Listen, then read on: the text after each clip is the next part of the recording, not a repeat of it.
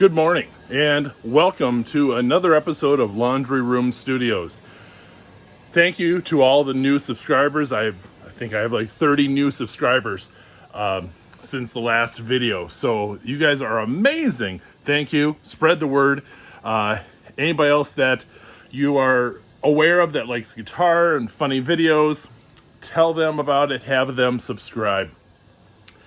And we'll continue to go and build the YouTube channel and more content. Today, we're going to go back into the deep crevices of your memory banks to your first amp and that experience that you had when you were getting your very first amplifier.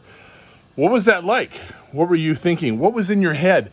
Had you been watching a bunch of Guns N' Roses and Metallica videos and thinking, that's what I'm going to sound like. I'm going to buy that guitar, and this is what I'm going to sound like. And your parents come home with this. A sweet little battery-operated amplifier. Let's dive into that. Let's figure out how that went. So you're walking into the guitar store for the first time. It is so huge to your memory from what that actually was. All those guitars, everything that you saw over there, and you see that wall of guitars, you're like, this is perfect. And you see the one that's just for you, and you go and you pick it up, you put it on, and this is it. This is the one for you. You are really excited. You can't wait to get home. And then when you get that guitar home and you plug it into an amplifier, and the first thing that you hear is,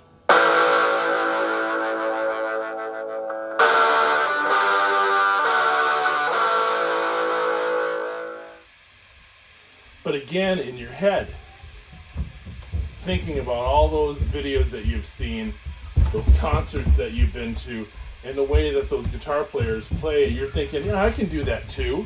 And you get that guitar home and you're hoping that it's going to sound something like this.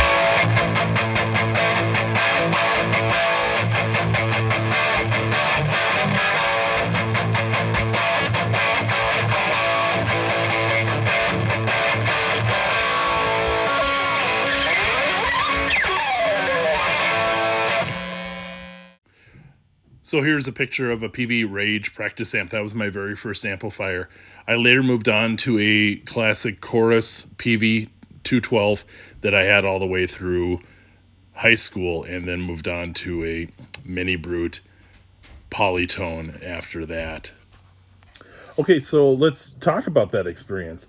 Now, I grew up in a really small town, so there was not very many options available to me.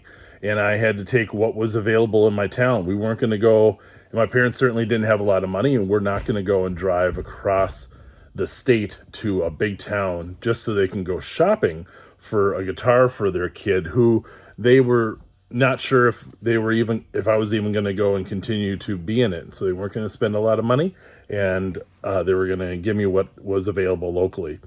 And this was really cheap stuff. And it also doesn't elicit a lot of inspiration as the kid playing guitar, wanting to go and be like the people on the videos. You're like, well, I don't sound like them at all. And the little practice amps, no reverb, no effects, and so you have a very dry sound. And even when I was going into lessons, my teacher, I remember very specifically, had reverb on his side of the channel and then dry signal on the student side. So then, it was a little bit of like, well, you still sound way better than me, even here, even though it's a nice amplifier, a little Fender amplifier that they had 2-channel. And so I always kind of thought that was kind of interesting. But I think a lot of that, if you can get past that beginning portion and get some of those fundamentals down, then at that point, you are going to be able to show your parents, also through your own earnings, doing jobs around the neighborhood, make some money, and be able to afford effects pedals, but then also maybe a little bit different amplifier. Now, that was back in the early 80s for me. Technology has gone a long ways. And also, people are not that interested in music anymore. They want to just play video games. But the ones that do have a huge array of options. And on my channel, there are different videos on amazing little modeling amps that are like about $150. And if I could have purchased something of that equivalent that had all of those options and sounded amazing like these little amps do, then that would have significantly boosted my my inspiration, my wanting to go and play more and more and more and continue to get better. Now, with that, part of what I'm titling this video is your amp the experience of paradise, or is it really a mirage? And what I mean by that is that you could go and have a guitar that has all these extra fancy things, and yeah, it is going to affect your sound and give you a modified sound. But what it also could do is it could be covering up a lot of technique errors, a lot of just playability errors that would come through later on as you get into different gear and maybe you're going into a half stack or a full stack tube amp, and then it's really going to come out. Some of these, the lack of ability that might come up because you were covering it with some fluff, with some effect. So then your ability was compromised because you were allowing it by using all the modulations that are in that amplifier. So I do agree that a dry, plain, blah sound has its place. And I think that it allows you to make sure that what you are playing is accurate, has a nice, clear sound.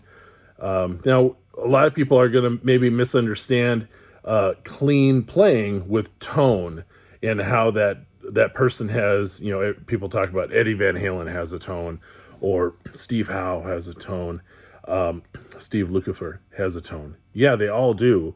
But that comes from years and years and years and years of playing, and that is just how they sound. And they have fantastic technique, and they have good equipment. But they also probably started on low-end gear, and so they didn't have all this extra fluff. So is your first amp, was it fluff, or was it all the bells and whistles? And do you feel like it helped or hindered you? And what is your gear doing now? I'm going to be redoing some amp reviews coming up here, now that I've kind of played with a lot of these and kind of checked them out. So let's talk a little bit about that. Have you upgraded, and do you feel like it is to your advantage, or do you feel like it's covering up some of the things that are going on with your playing? So put your comments in the below the video here. Make sure that you're subscribed. Send this out to anybody that you feel would be interested in guitars or funny videos, and we'll see you in the next one. Thank you very much.